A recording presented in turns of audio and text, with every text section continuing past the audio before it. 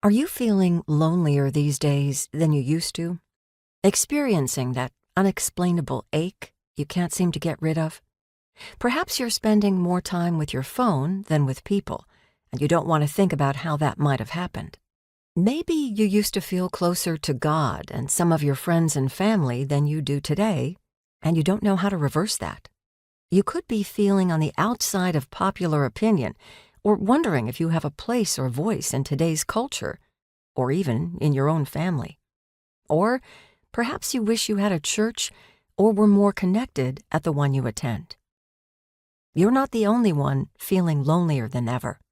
Loneliness has always been a struggle for many of us, and continues to be. But in recent decades, the causes of loneliness have multiplied. A lot has shifted in the world around us, and there is a new loneliness afloat, making the problem more pervasive than ever. In addition to living in an increasingly high-tech and screen-focused society, we've been impacted by the forced isolation from the COVID-19 pandemic lockdowns that persisted for nearly 2 years all around us. The lockdowns pushed our culture's reliance on tech and screens even more. Video conferencing alone has forever changed the way many of us operate, at work, in schools, at church, and in our homes. While the pandemic is now behind us, our increased reliance upon AI, high-tech, and screens isn't. And the habits formulated over an extended time of isolation and caution have led us into a new and different normal.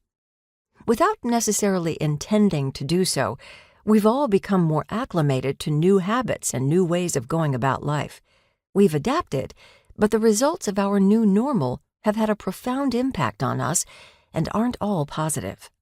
Both technology and the consequences of the pandemic have taken us to a place where the traditional kinds of loneliness we've struggled with, loneliness caused by anxiety, shame, suffering, feelings of inadequacy, betrayal, and more, have become increasingly pronounced.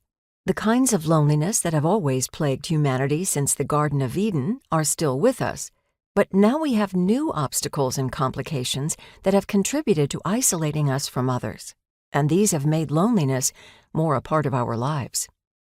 In mid-2023, the U.S. Surgeon General issued a health alert that confirmed there is an epidemic of loneliness, a health risk of isolation, which includes spending more time with screens than people, and a failure to connect deeply with others through friendships and risk of intimacy, that is now increasing your chance of dementia by 50% and your chance of premature death by more than 60%.